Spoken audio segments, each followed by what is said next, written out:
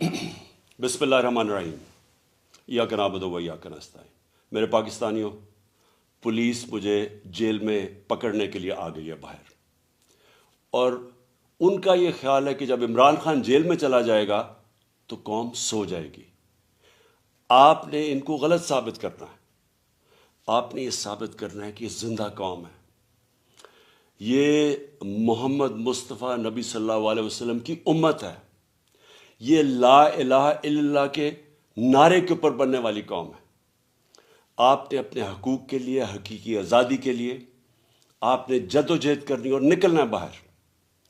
دیکھیں، عمران خان کو اللہ نے سب کچھ دے چکا ہے۔